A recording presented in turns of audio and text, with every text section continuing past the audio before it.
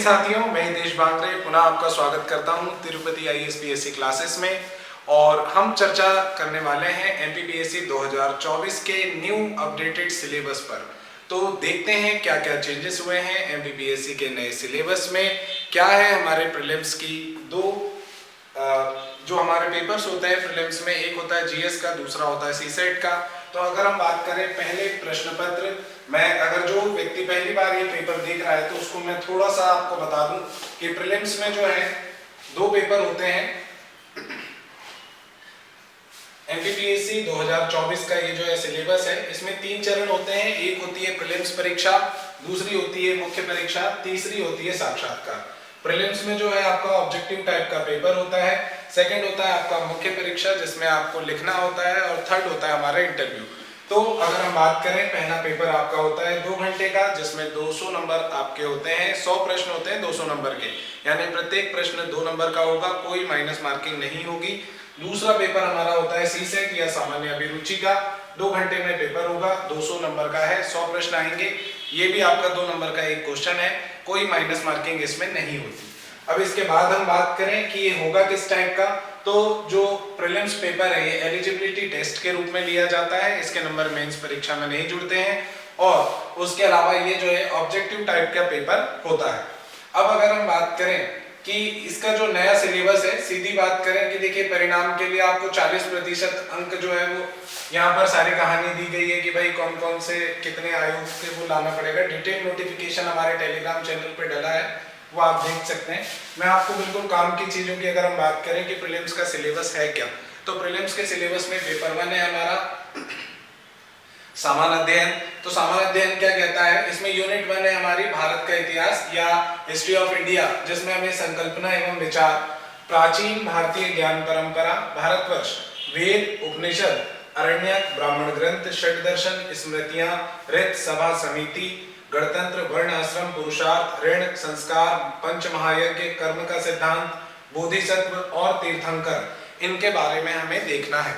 ठीक है, फिर उसके बाद हम बात करें, अगला टॉपिक है हमारा प्राचीन एवं मध्यकालीन भारत के इतिहास की प्रमुख विशेषताएं, घटनाएं एवं उनकी प्रशासनिक, सामाजिक और आर्थिक व्यवस्थाएं। फिर हम बात करें, अगला हमारा टॉपिक है भारत की सांस्कृतिक विरासत, जिसमें आपको कला, साहित्य, पर्व एवं उत्सव के बारे में चर्चा करनी है। फिर है हमारा 19वीं एवं 20वीं शताब्दी में सामाजिक एवं धार्मिक सुधार आंदोलन, यानी आपका social and religious reform movements की बात हो रही है इंडिया में। फिर है हमारा स्वतंत्रता संघर्ष एवं भारतीय राष्ट्रीय आंदोलन, स्वतंत्रता के पश्चात भारत का एकीकरण एवं पुनर्गठन। तो इसकी तैयारी कैसे की जा सकती है, तो तैयारी की अगर हम बात करें, सबसे पहले आप इस टॉपिक को खत्म कर सकते हैं। यहाँ यूट्यूब के माध्यम से भी हम आपको बहुत सारे टॉपिक कवर कराएंगे। इसमें सबसे पहले हम पढ़ेंगे भारत का एकीकरण। तो ये एक ही क्लास में ये टॉपिक कवर हो जाता है कि स्वतंत्रता के पश्चात भारत का एकीकरण क्या था और कैसे इस प्रकार से हुआ। उसके अलावा स्वतंत्रता संघर्ष एवं राष्ट्रीय आंदोलन, कुल मिलाकर अगर हम देखें तो ये जो लास्ट के 3 से 4 पॉइंट है हमारे, ये मॉडर्न हिस्ट्री से रिलेटेड है। शुरू वाला जो पोर्शन है एंशिएंट हिस्ट्री का भाग है, प्राचीन एवं मध्यकालीन जो है इसका पोर्शन अब कम कर दिया गया है। तो आपको इसी हिसाब से जो है सिलेबस पर फोकस करना होगा अपना पढ़ते समय। पर यूनिट हम एवरेज 10 क्वेश्चन मान के चलें। दूसरी यूनिट में आता है मध्य प्रदेश का इतिहास, संस्कृति एवं साहित्य, जिसमें आपको MP हिस्ट्री की प्रमुख घटनाएं, प्रमुख राजवंश, स्वतंत्रता आंदोलन में मध्य प्रदेश का प्रमुख योगदान, और उसके अलावा मध्य प्रदेश की कला एवं स्थापत्य कला। उसके बाद हम बात करें मध्य प्रदेश की प्रमुख जनजातियां एवं उनकी बोलियां, मध्य प्रदेश के प्रमुख त्योहार, लोक संगीत, लोक कला एवं लोक साहित्य। ठीक है, ये सारी क्लासेस आपको जल्दी यूट्यूब पर मिलने वाली हैं। उसके बाद है आपका मध्य प्रदेश के प्रमुख साहित्यकार एवं उनकी कृतियां। फिर है आपका मध्य प्रदेश के प्रमुख धार्मिक, सांस्कृतिक एवं पुरातात्विक पर्यटन स्थल। फिर है आपका मध्य प्रदेश में विश्व धरोहर स्थल या वर्ल्ड हेरिटेज साइट की बात करें तो मध्य प्रदेश में 3 विश्व धरोहर स्थल हैं जो यूनेस्को द्वारा निर्धारित किए गए हैं। जैसे कि आपका क्या है, 1986 में खजुराहो, 1989 में सांची और 2003 में भीमबेटका। तो इस प्रकार से, और उसके अलावा हाल ही में किस सिटी को जो है हेरिटेज सिटी घोषित किया गया है, इस प्रकार के प्रश्न इससे बनते हैं। फिर उसके बाद मध्य प्रदेश के प्रमुख जनजातीय व्यक्तित्व। देखिए ये जो टॉपिक है आपका मध्य प्रदेश के जनजातीय व्यक्तित्व, जनजातीय एवं उनकी बोलियां, ये 2 टॉपिक आपको यूनिट 10 में भी मिलेगा एज इट इज। तो एक ही टॉपिक से आपके 3 अलग अलग सब टॉपिक्स कवर हो रहे हैं जनजातियों से। तो जनजाति व्यक्तित्व बार बार दे रहा है, तो आपको मध्य प्रदेश के जितने भी ट्राइबल पर्सनैलिटीज हैं, चाहे वो जैसे कि इस बार की 26 जनवरी की परेड में हमारी जो लहरी बाई है उनके बारे में बताया गया, ठीक है, अवनी चतुर्वेदी और इस टाइप के जो भी लोगों के बारे में बताया जा रहा है, तो जो भी ट्राइबल हमारे पर्सनैलिटीज हैं उनको आपको विशेष तौर पर देखना है, ठीक। फिर हम बात करते हैं भारत का भूगोल। भारत के भूगोल में आपका देखिए इंडियन ज्योग्राफी इस बार ऐड की गई है, या पहले से थी, वर्ल्ड ज्योग्राफी को हटा दिया गया है प्रीलिम्स के सिलेबस में। इसमें आपका पर्वत, पहाड़ियां, पठार, नदियां और झीलें हैं। विशेषकर ये भारत की बात कर रहा है तो आपको यहाँ भारत की बात करनी है, ठीक है। फिर हम बात करें जलवायु की घटनाओं में, अल नीनो, ला नीना क्या है, दक्षिणी दोलन क्या होता है, पश्चिमी विक्षोभ क्या होता है, जलवायु परिवर्तन के परिणाम क्या है, तो जलवायु परिवर्तन क्या है, उसके परिणाम क्या है, इन पर हमें चर्चा करनी है। फिर अगर हम बात करें कि प्राकृतिक संसाधनों में वन, खनिज और जल संसाधन क्या होते हैं, इनके सोर्सेज क्या हैं। फिर हम बात करें प्रमुख फसलें, खाद्य सुरक्षा, तो आपका फूड सिक्योरिटी एक्ट 2013 या 2013। उसके बाद आपका हरित क्रांति और कितनी अलग अलग प्रकार की क्रांतियां होती है उस पर चर्चा करेंगे। दूसरी हरित क्रांति की रणनीतियां, ऊर्जा के पारंपरिक और गैर पारंपरिक ऊर्जा स्रोत, यानी कि आपका conventional and non conventional energy source of energy. फिर हम बात करें भारत में प्राकृतिक खतरे, आपदाएं और भारत में प्रमुख चक्रवात, तो यहाँ पर नेचुरल डिजास्टर की जो है वो बात की जा रही है, उसके अलावा साइक्लोन्स की यहाँ पर बात की जा रही है। फिर हम बात करें जनसंख्या वृद्धि, यानी आपका डेमोग्राफी की बात कर रही है, पॉपुलेशन डिस्ट्रीब्यूशन, डेंसिटी और ग्रामीण नगरीय प्रवास की यहाँ पर बात हो रही है, माइग्रेशन की। तो 11th-12th की जो एनसीईआरटी है उसमें आपको ये जियोग्राफी में मिल जाएगा सब्जेक्ट, ठीक। फिर हम बात करें मध्य प्रदेश के भूगोल की, यूनिट 4 हमारी कहती है जियोग्राफी ऑफ मध्य प्रदेश, जिसमें हम वन, वनोपज, नदियां, पहाड़ियां और पठार की बात करते हैं। इसके अतिरिक्त अगर हम बात करें जलवायु, ऋतुएं, तापमान और वर्षा इससे रिलेटेड है। प्राकृतिक संसाधनों की बात करें तो प्राकृतिक संसाधनों में है आपका मिट्टियां, प्रमुख खनिज संसाधन, फसलें, जल संसाधन, सिंचाई और सिंचाई परियोजना। तो विशेष तौर पर मध्य प्रदेश के बारे में हमें डिटेल में पढ़ना है। फिर हम बात करें ऊर्जा के पारंपरिक और गैर पारंपरिक ऊर्जा स्रोत मध्य प्रदेश के संदर्भ में। फिर है मध्य प्रदेश के प्रमुख उद्योग, जिसमें आपका खनिज उद्योग आ जाएगा, ठीक है, कोयला आधारित उद्योग आ जाएंगे, या फिर जो हमारे वनों पर आधारित उद्योग है, यानी अलग अलग जो इंडस्ट्री है उन पर बेस्ड जो है उद्योग, उनकी बात की जा रही है। जनसंख्या वृद्धि, वितरण, घनत्व एवं नगरीकरण, ये मध्य प्रदेश के विशेष संदर्भ में आपको डेमोग्राफी पढ़नी है। उसके अलावा 2011 के जनगणना के जो आंकड़े हैं कि सर्वाधिक अनुसूचित जाति किस जिले में, सर्वाधिक अनुसूचित जनजाति किस जिले में है, ठीक है, और उसके अलावा जनसंख्या के सर्वाधिक जनघनत्व किस जिले में, इस टाइप के जो आंकड़े 2011 के जनगणना के हैं वो आपको मध्य प्रदेश के विशेष संदर्भ में पढ़ना है। फिर हम बात करें यूनिट 5 की, भारत एवं मध्य प्रदेश की संवैधानिक व्यवस्था। जब हम संवैधानिक व्यवस्था की बात करेंगे तो इसमें आपका इंडियन पॉलिटी यानी भारतीय राज्य व्यवस्था आएगी। इसमें आपका संविधान सभा यानी कॉन्स्टिट्यूशनल असेंबली, संघीय कार्यपालिका, राष्ट्रपति एवं संसद को हमें देखना है डिटेल में। उसके बाद सर्वोच्च न्यायालय, न्यायिक व्यवस्था, संवैधानिक संशोधन। अब संवैधानिक संशोधन की अगर हम बात करें तो पहला 52वां, 73, 74, ठीक है, 84, उसके अलावा आपका जैसे कि और भी इंपॉर्टेंट आर्टिकल हैं या लेटेस्ट वाले 104, 105, इस टाइप के जो संशोधन है वो बहुत बार बार पूछे जाते हैं।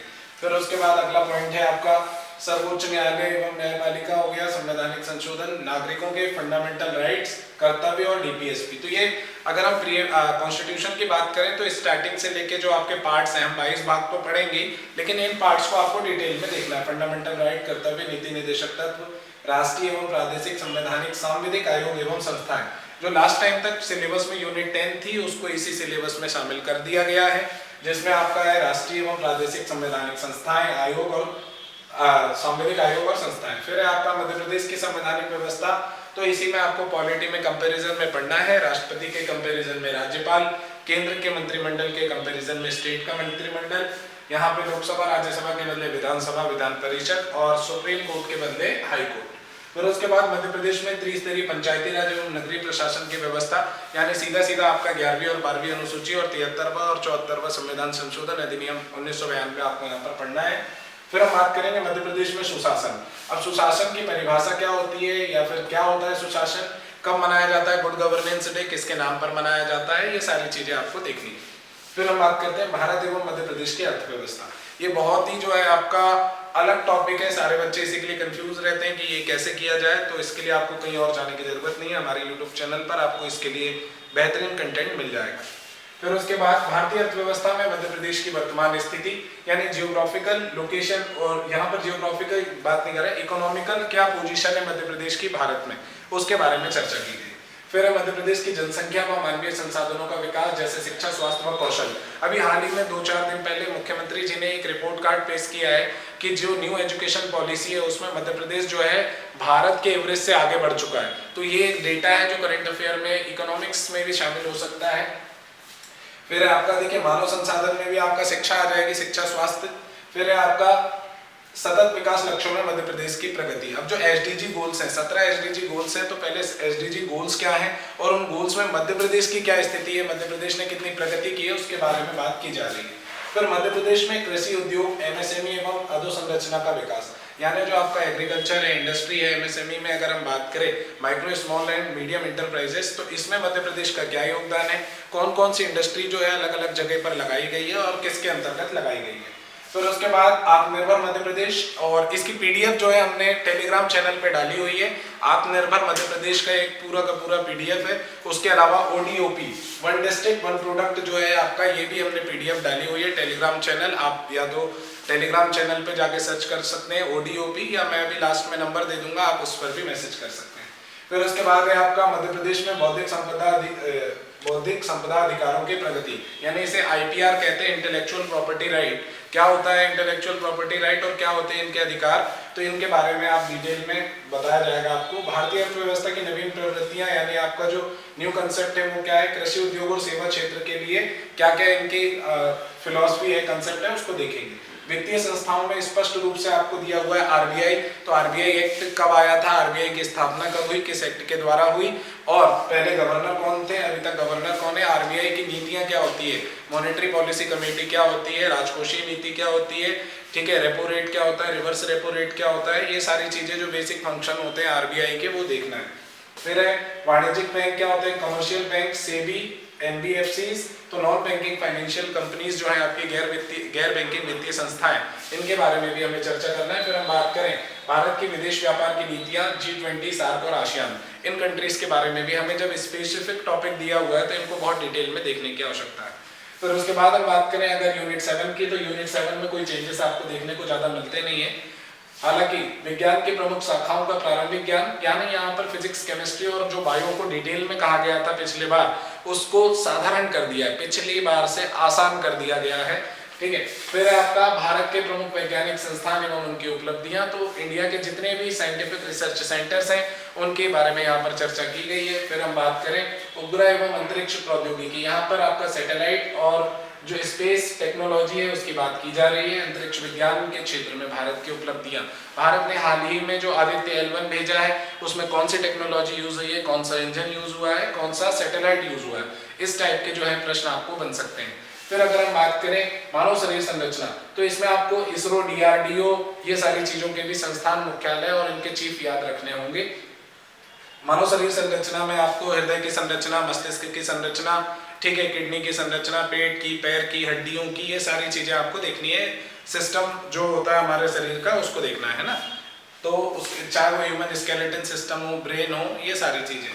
फिर उसके बाद हम बात करें पोषण आहार, पोषक तत्व एवं कुपोषण, तो इसमें पूछ लेगा भाई कि किस विटामिन की कमी से कौन सा रोग होता है, या फिर किस विटामिन की अधिकता से, ये बार बार एमपीपीएससी के कुछ फेमस क्वेश्चन है, जैसे नाइट्रेट की अधिकता से होने वाला रोग या पारे की अधिकता से होने वाला रोग है, ठीक है, ब्लू बेबी सिंड्रोम है, मिनीमाटा है, ये सारे जो रोग हैं एमपीपीएससी के बहुत फेवरेट क्वेश्चन है। फिर उसके बाद अनुवांशिक रोगों की बात करें तो इसमें आपका हो जाता है जो एनीमिया वाला रोग है, ठीक है, जो आपका रॉयल डिसीज है ब्रिटेन की महारानी को, उससे प्रश्न आते हैं। Sickle cell anaemia, Madhya Pradesh शासन जो है इसके लिए एक अभियान चला रहा है जिसका नाम है लालिमा अभियान, ठीक है। सिकल सेल एनीमिया क्या होता है, रक्ताकार हसियाकार रक्त अल्पता, यानी कि ब्लड की कमी हो जाती है और जो उसका आकार है वो हसिया के आकार का बन जाता है, ठीक है, इसलिए सिकल सेल एनीमिया, इसके लिए मध्य प्रदेश सरकार का अभियान है लालिमा।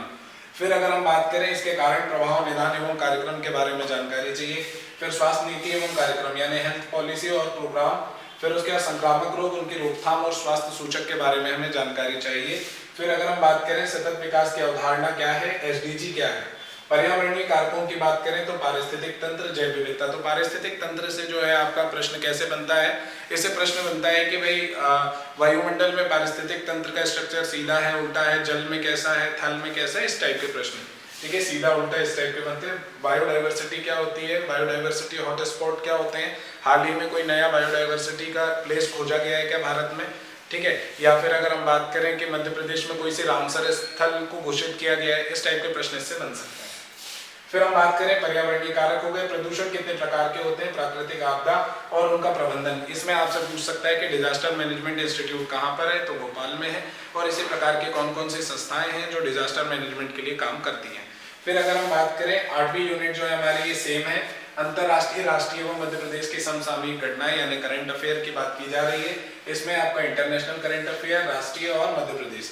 तो आपसे पूछ लेगा हाल ही में जो राष्ट्रीय पुरस्कार दिए गए, जैसे भारत रत्न तो कर्पूरी ठाकुर जी को दिया गया, लेकिन उसके अलावा फ्रांस के 4 कलाकारों को भी हमने जो है कुछ सम्मान दिए, पद्मश्री।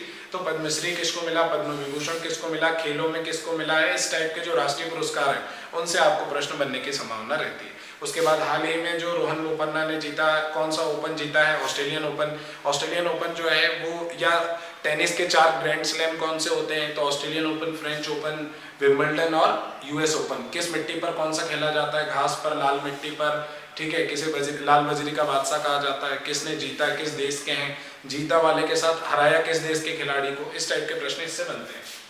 फिर अगर हम बात करें सूचना एवं संचार प्रौद्योगिकी, तो सूचना एवं संचार प्रौद्योगिकी में एक नया चेंजेस हुआ है। इसमें कंप्यूटर को वापस ऐड कर दिया गया जो 2019 के पहले तक के सिलेबस में था। तो यानी कि अब आपका जो टेक्नोलॉजी वाला पोर्शन है उससे तो आएंगे ही, लेकिन कंप्यूटर से भी वापस क्वेश्चन रिपीट होने के चांसेस बढ़ गए। फिर उसके बाद है आपका इलेक्ट्रॉनिक सूचना एवं संचार प्रौद्योगिकी, robotics, artificial intelligence, cyber security, e governance, internet तथा सोशल नेटवर्किंग प्लेटफॉर्म्स। तो सोशल नेटवर्किंग प्लेटफॉर्म क्या है, मेटा किसका है, इंस्टाग्राम किसका है, थ्रेड किसका है, ट्विटर का नया नाम क्या हुआ है, इसके मालिक कौन है, नए नए फीचर्स किसमें ऐड हुए हैं, एआई जनरेटेड वीडियो क्या होता है, एआई का फुल फॉर्म क्या है, एल्गोरिदम क्या होता है, इस टाइप के प्रश्न इससे बनने की संभावना है। फिर उसके बाद हम बात करें मध्य प्रदेश की जनजातियां, विरासत, लोक संस्कृति एवं लोक साहित्य। तो यहाँ पर आपको सबसे पहले मध्य प्रदेश की पूरी ट्राइब्स को बहुत डिटेल में देखेंगे हम। उसके बाद इसका भौगोलिक विस्तार, किस एरिया में जो है कौन सी जनजाति पाई जाती है, उनका क्या नृत्य है, क्या बोली है, क्या साहित्य है, कौन कौन से गीत गाते हैं, कौन सा त्योहार मनाते हैं, गुदना कौन कौन गुदवाता है, विवाह में डांस कौन करता है, मृत्यु होने पर खेहूल पाटा कौन गाता है। इस प्रकार के प्रश्न जो है जनजातियों से बनते हैं। फिर जनजातियों से संबंधित कुछ जो संवैधानिक प्रावधान है, किस आर्टिकल में जनजातियों की बात की गई है, उनको संरक्षण किस में मिलता है, कौन सी अनुसूची में जो है उनके लिए संरक्षण की बात की गई है। फिर मध्य प्रदेश की प्रमुख जनजातियां कौन सी हैं, बेगा, भील, भारिया, सहरिया। ठीक है, इस टाइप की जो भी जनजातियां उनके बारे में देखना है। विशेष पिछड़ी जनजातियां जो है किसको घोषित किया गया है, तो सहरिया, भारिया, इनको जो है विशेष पिछड़ी जनजाति घोषित किया गया है, बेगा, सहरिया और भारिया को। घुमंती जनजातियां कौन सी हैं, ठीक है, अभी भी हमारे जो घुमंतू जनजातियां हैं, नोमैडिक ट्राइब्स हैं, उनको देखना है। जनजातियों के कल्याण के लिए कौन कौन सी योजना चलाई जा रही है, उनके बारे में भी यहाँ पर चर्चा की है। फिर उसके बाद मध्य प्रदेश की जनजातीय संस्कृति, परंपराएं, विशिष्ट कलाएं, त्योहार, उत्सव, भाषा, बोली और साहित्य के बारे में यहाँ पर बात हो रही है। उसके बाद अगर हम बात करें प्रमुख जनजातीय व्यक्तित्व, मध्य प्रदेश में जनजातियों से संबंधित प्रमुख संस्थान, संग्रहालय और प्रकाशन। तो इसमें जैसे कि ट्राइबल म्यूजियम कहाँ पर है, भोपाल में है। बादल भोई ट्राइबल म्यूजियम कहाँ है, छिंदवाड़ा में है। इस प्रकार के प्रश्न बार बार बनते हैं। मध्य प्रदेश की लोक संस्कृति एवं लोक साहित्य की बात करें तो मध्य प्रदेश में कौन कौन सी रचना जो है मध्य प्रदेश शासन द्वारा निकाली जाती है, लोक साहित्य की पत्रिका कौन सी है, उसके अलावा लोक संस्कृति से रिलेटेड चीजें क्या है। तो ये पूरा प्रीलिम्स का न्यू अपडेटेड सिलेबस है। आशा करते हैं आपको बहुत ही आसान भाषा में समझाने की कोशिश की गई है। पेपर सेकंड अगर हम देखें तो जो सी सेट होता है, सामान्य अभिरुचि का पेपर, बहुत ही आसान स्तर का होता है, लेकिन साइंस बैकग्राउंड के स्टूडेंट को इसे भी अच्छे से तैयार करना चाहिए, क्योंकि आप अगर फॉरेस्ट रेंजर या एसीएफ की परीक्षा देना चाहते हैं तो उसके लिए आपको ये पेपर में भी टॉप करना पड़ेगा। बोधगम्यता, जीवन शैली और प्रतिबल, संचार कौशल, तार्किक कौशल एवं विश्लेषणात्मक क्षमता, निर्णय लेना एवं समस्या समाधान, सामान्य मानसिक योग्यता, आधारभूत संख्यन जिसमें आपका 10वीं स्तर का जो है मैथ्स आती है, आंकड़ों में आपका चार्ट, ग्राफ और आंकड़ों की पर्याप्तता आदि के प्रश्न बनते हैं। हिंदी के 10 प्रश्न लगभग इसमें आ सकते हैं, तो हिंदी अच्छे स्तर पर पढ़ के जानी चाहिए। फिर उसके बाद अगर हम बात करें तो ये आपका हो जाता है पेपर सेकंड। यही सिलेबस आपका जो है मौजूद है।